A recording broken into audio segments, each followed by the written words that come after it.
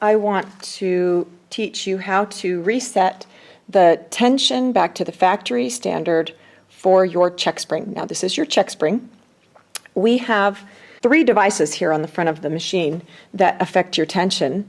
They are the pre-tension device, which we are going to reset, but this is not where you adjust your tension on a regular basis. This is your main tension knob, and this is where you adjust your tension often, probably, righty-tighty, lefty-loosey, and then the check spring, which is usually something you set once, and then it should hold that setting. I mean, they eventually get worn out. If you ever change your tension device, your tension assembly, you may want to reset the new one so that you know you're starting off with your check spring in the correct position. So this affects our tension, this affects our tension, and this affects our tension. These 2 we usually set once, and this knob here we use regularly. Now, before you go messing with your check spring, I suggest that you make sure everything is working properly in your bobbin. So check your backlash spring in your bobbin case and make sure that you have proper tension on your bobbin case. Then you know that you've eliminated that side of the equation, and we're only looking at the top thread to adjust that and get good tension. Now, a minute ago, I set this way too tight, which I will show you the result of that, because sometimes you think, well, how do I know if I need to adjust my check spring? How do I know if it's that or the main tension that I change regularly?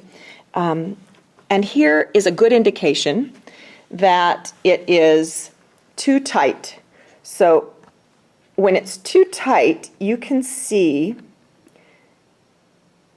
thread coming up in the points or in the direction changes. I have a gray bobbin in here, and I think you can see it clearly in these 2 points. And here, and the stitch itself isn't too tight. I'm not pulling up really much bobbin thread on the straightaways, only on the direction changes. So if I loosen it more at this point, if I loosen my top tension so that it quits coming up in the points, what I'll have on the back is too much top thread showing through. So my top thread is too loose, yet here in the points it's too tight. So if you see it too loose and too tight at the same time, then that's a good indication that it's your check spring. Now, if your check spring is too loose, which I have here in the curved, what happens is it's too loose on the back, so I can see railroad tracks of the top thread on the back, which means there's too much top thread, which means it's too loose on the top. So typically you would, let me get there, tighten this knob, and you tighten it and tighten it and tighten it and keep looking at your stitch until it looks nice. And what happens is you can tighten that so much that you can see here the rotary disc here is not spinning. So it's not spinning as it should because I've tightened that down so tight that actually it has less tension instead of more on your thread, and so the tighter you try to tighten it, the more it doesn't tighten. So that would be an indication that your check spring here, the strength of it is too weak. You can also have snaggles on the back. You can have, like you're sewing along and everything is great, and then you just get this bird's nest in the middle of the way for no reason. It's not because you didn't start correctly, it's because your check spring perhaps is not finishing that stitch the way it should. It doesn't have the strength it needs. So those are indications that you should reset your check spring, and this is how you do it. There's one more thing to check. You want to make sure that your hopping foot is set at the proper height, because that can be causing shredding and odd stitching as well. It should be set at the highest point would be so that the foot is snug on a nickel, and at the lowest point it would be snug on a dime, and there's another video that shows you how to make that adjustment. So once that's taken care of, we are going to set our check spring back to factory 0 by loosening the tension on the 3 places that that I pointed out. So this is loose, and the beehive spring here is floppy, you do that by turning it counterclockwise, lefty-loosey, until it's loose enough. Then you're going to do the same thing on this knob here. You're going to turn it counterclockwise, lefty-loosey, until the beehive spring here is loose. So it may take several turns. I've probably just turned it, 4 or 5 times, and now I can see that that beehive spring has no compression on it and there's no tension there. Now we're going to loosen the check spring itself, and to do that you'll need a screwdriver that is narrow enough to fit here into the knob. There's a post and it has a slot that the screwdriver fits into. You're going to turn it counterclockwise, which will loosen the tension off that spring. And you're going to do that. You can see that as I do that, the check spring is not moving. It's staying with the curve where it is. I'm going to loosen it to the point the spring will actually move. The check spring will move down. So that's counterclockwise again. And I'm keeping a little bit of tension on my thread as it loosens. I just don't want it to jump out of the rotary tension device. It can jump the track and get caught back behind here, and then you would have a hard time doing this procedure. So just make sure that it's not jumping the track is all I'm trying to do. I keep loosening it, and I'll tell you when oh, there we go. It started to move down. So when that check spring starts to move down or counterclockwise as I'm turning the screwdriver, that's when you've reached your point. Now I'm going to bring it back clockwise until the bar, or the straight part, not the curved hook, but the straight part is touching the groove, and that is back behind here. So if you're standing straight on with your machine, you can see when that is in that upright position. So I bring it up to there and I pull on my thread. Now when I pull my thread, it's pulling down the check spring.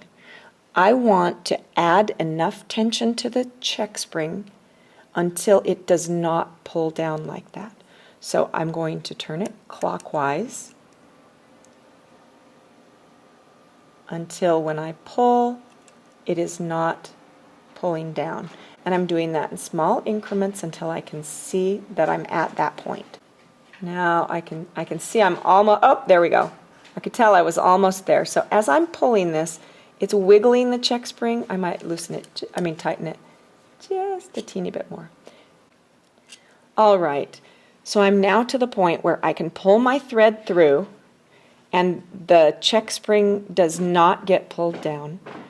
Now I'm going to tighten the top one back up, and I'm going to turn this knob until it's level with the post inside. There we go. The post inside and the mark is pointing up. So that one's set, and I'm going to leave it alone at this point. Now I'm going to turn this one full turn, the tension device. Now I'm going to make a mark on here just so I can tell what one full turn is, and if that's helpful for you, you go ahead and do that too. So I did one full turn, and I'm going to pull on my thread, and if that makes it so that my check spring will pull down to 9 o'clock, which it does, then that's where I'm going to start. All right, now I'm going to sew, and I'm going to assess the stitch.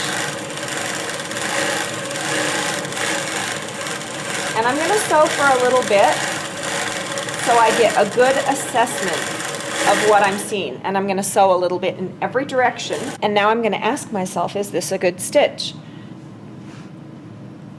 You can go watch another video on how to assess a good stitch, and then you'll maybe be a better judge at what you're seeing.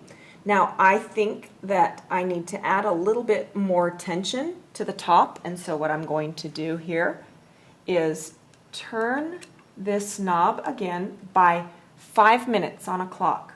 So if you need to kind of look, 5 5 minutes on a clock for the check spring. And then I'm going to add half a turn on the knob. So there's half a turn, and I'm going to stitch some more.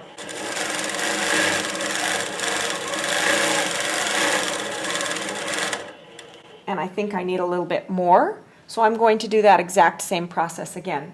5 minutes on the check spring, and that's done with the screwdriver in the slot, and you're turning it 5 minutes, how much you turn the screwdriver, and that will tighten what you get on the check spring. Now that's 5 minutes clockwise because we're tightening righty-tighty, and then half a turn on the main tension knob, and I'll stitch some more.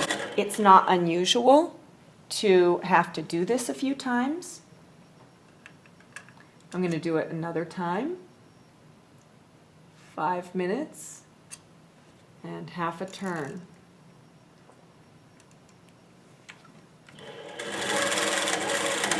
Okay, I can tell that I've gone too far and I have too much tension, so I can back that off the exact same way. I'm just going to back off that half turn here and see how my stitches look.